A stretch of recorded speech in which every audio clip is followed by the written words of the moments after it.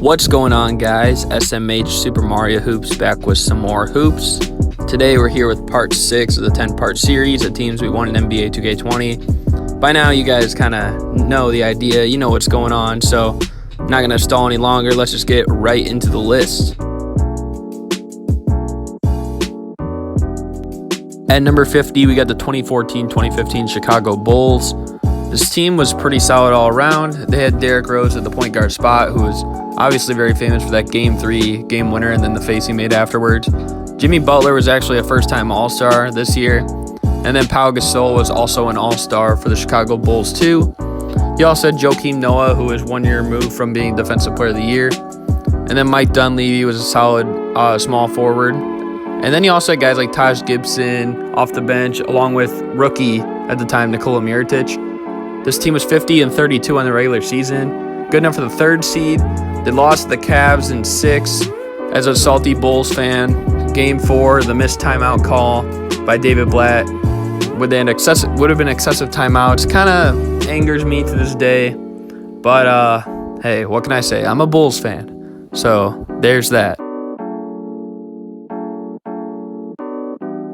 At 49, we got the 1993-1994 Golden State Warriors.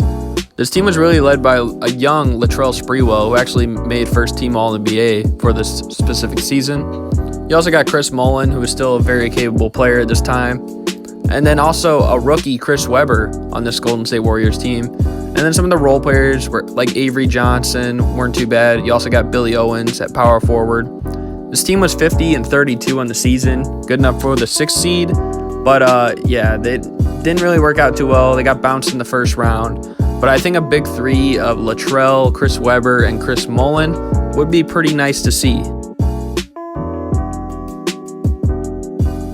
At 48, we got the 2013-2014 Brooklyn Nets, the super team that never was. This team looked really great on paper. Obviously, Darren Williams at the point guard spot. Joe Johnson, who was arguably the best player at shooting guard. Then you got Paul Pierce, who was still very solid at small forward. Kevin Garnett, you could easily see his regression at power forward, but he was still good enough to be starting. And then also Brook Lopez, who averaged the most points per game for them this season at center.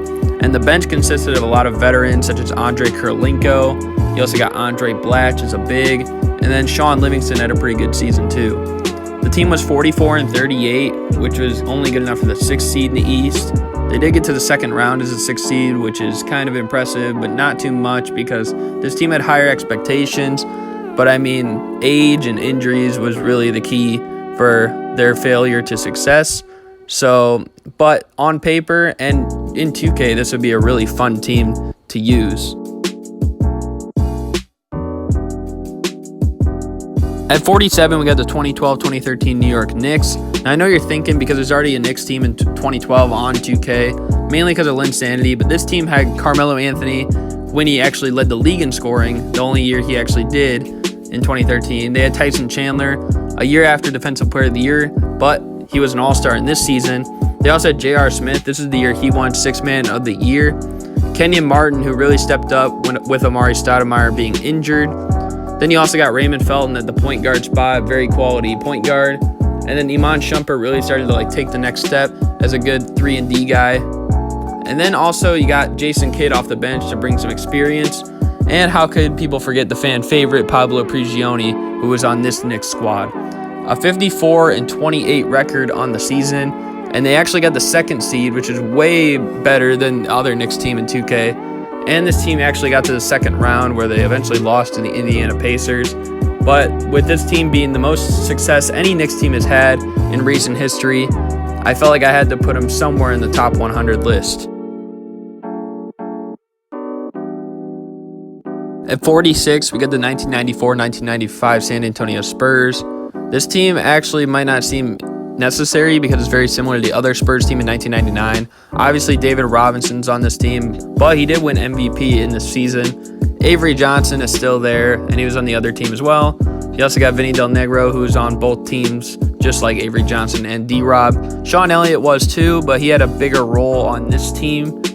But then you also got Dennis Rodman at the power forward instead of Tim Duncan. And then off the bench, you got Chuck Pearson, who was on both teams. But then you also got some veterans like Terry Cummings, who's in 2K, but he wasn't on the other Spurs team. Same thing goes for Doc Rivers. And then also you got Moses Malone in his very last season in the NBA. This team was 62-20 and good enough to get the first seed in the Western Conference, but they eventually lost in 6 in the conference finals. But I just think that a team led by just D-Rob should be added somewhere on this list.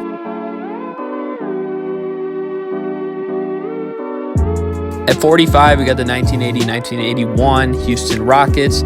This team was really led by Moses Malone at the center. You also got Rudy Tomjanovich at the power forward spot, Calvin Murphy, the little 5'9" guard at the point guard, and next to him in the backcourt is Robert Reed. Their small forward was Calvin Garrett. And on the bench, you got Mike Dunleavy Sr. This team was not very good in the regular season, 40-42 actually. They only got the 5th seed in the West, but surprised everyone and made the NBA Finals, where they eventually lost in 6 games. But I think a Houston Rockets team with Moses Malone, Rudy Tomjanovich, Calvin Murphy, like those are 3 people on the all-time Rockets. I just feel like that it's necessary to put into the game. At 44, we got the Buffalo Braves from 1974-1975. This team is pretty slept on, honestly. You got Bob McAdoo, who was MVP of the entire league this season. Randy Smith, who in his prime years, which was during this time, averaged over about 20 points per game for many seasons. Ernie DiGregorio this time was also one of the best passers in the entire league. Then you got Jim McMillan, who's on 2K with the Lakers, but people don't know he was actually better with the Braves, or the Clippers franchise, really. And then you also got Gar Hurd, who was a pretty good rebounder at power forward. And then Jack Marin was a pretty efficient player off the bench. 49-33, good enough for the 3rd seed when this Braves team actually lost in 7 in the semifinals. So they were just 1 game away from the conference finals. I mean, we've seen that story with the Clippers franchise many times, but I think that a team with Bob McAdoo on the Braves, along with some of these other guys like Randy Smith, DiGregorio, Gar Hurd, Jim McMillan are all pretty big names, so I think they definitely deserve a spot in 2K. At 43, we got the 1981-1982 Denver Nuggets. Now, this team on paper was pretty loaded. They got Alex English, who's one of the best scorers ever at small forward. Dan Issel, who was a really good 20-10 guy in his prime at the center spot. Kiki Vandeweghe is another forward who was also a 20-point-per-game scorer in his prime. Speaking of 20-point-per-game scorers in their prime, you got David Thompson, the high-flying shooting guard. And then their guards weren't that bad either. Billy McKinney was nice. He wasn't too bad. And then you got T.R. Dunn at shooting guard. He wasn't that bad either. 46-36, though. Not the greatest record from a team giving the eye test on paper. But you know what? They lost in the first round. Kind of unfortunate. But I think with the 4 players I named being English, Issel, Vandeweghe, and then also David Thompson, those 4 alone definitely warrant a spot on the top 100 teams. We need an NBA 2K. At 42, we got the 2002-2003 New Orleans Hornets. Kind of the definition of a team, really. They had Baron Davis, the star point guard on the squad. David Wesley was a nice 3-and-D shooting guard. Jamal Mashburn, like Baron Davis, was a pretty good, solid scorer.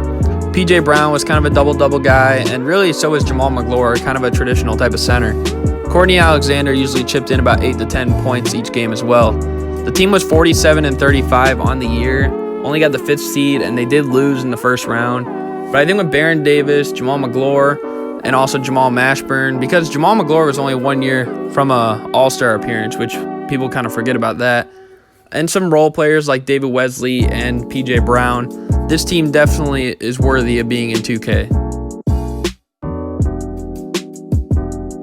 At 41, we got the New York Knicks from 1983-1984. This team was led by Bernard King, who averaged over 26 points per game this year.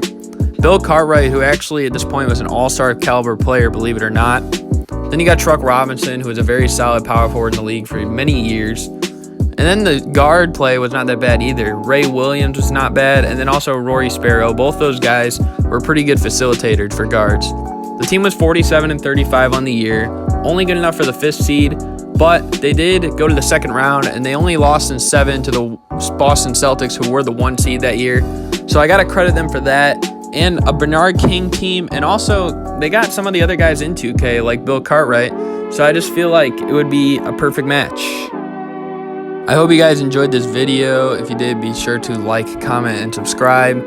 I know the first few episodes were kind of weird. Like a lot of the teams you wouldn't even think about to put in 2K. But I think now we're really starting to get into teams that's like legitimate cases to be in 2K. Also, if you want, follow me on social media. My Instagram and my Twitter for my YouTube account will be on the screen. And yeah, we just got 4 more episodes. Part 7 will be next. Teams 40 to 31. And if you guys enjoy the series, be sure to keep up with it because the next 4 episodes will be coming shortly. So I hope you guys enjoyed this one. And yeah, peace.